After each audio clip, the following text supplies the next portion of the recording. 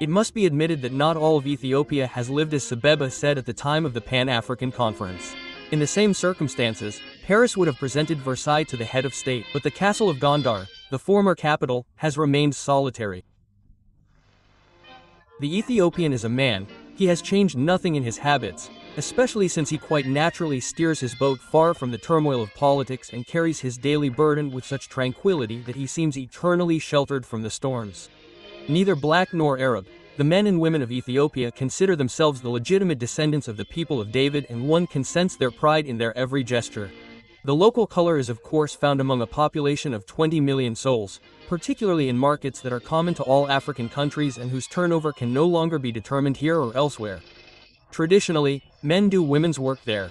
Traditionally, women also carry the heaviest burdens, because Ethiopians find it abnormal to be forced to do tasks they deem beneath their dignity.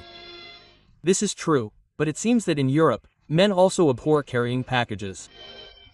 Ancestral customs are thus maintained and accepted by women, whose situation is otherwise equal to that of men, both socially and familially.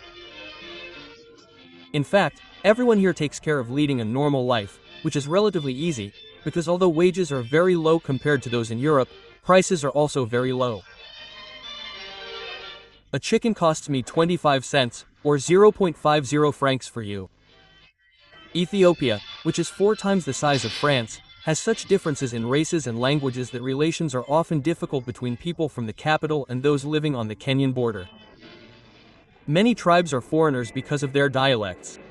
Furthermore, since their customs are obviously different from ours, we generally do not understand each other. The young people, for their part, are clearly aware of the isolation in which most of the country lives and are themselves seeking to get closer to the European youth. Apart from our studies, we have one common pastime with the Europeans. But of course, the Parisian youth are much brighter than ours. It is not only the young people who live peacefully, but an entire country whose activity is limited by an almost total lack of means of communication. Apart from a few major roads, the only way to get from one place to another is by cargo plane. Men, animals and the dead travel together. It is, moreover, this lack of means of communication that creates the greatest contrast in a country that is already geographically very diverse.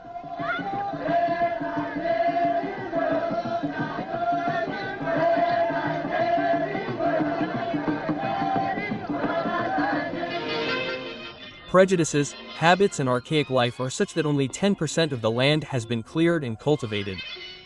Massive aid from foreign countries was needed to introduce an economy and culture on the scale of the modern market. However, the 5-year plan based on agriculture seems to open up new resources for this country, whose coffee is already one of its greatest riches, along with water. Thanks to this immense natural reservoir, Ethiopia is the only country in Africa that can envisage intensive cultivation, but it needs to move away from a way of life that is still strangely reminiscent of the Middle Ages. No doubt, Addis Ababa, as large as Paris and buried under 10 million eucalyptus trees, may seem like a city still in its infancy. But under the impetus of the winged emperor of steel who holds power, Ethiopia is slowly but surely embarking on the path of progress. Capital importance is given to basic education for the training of the future elites needed by the country.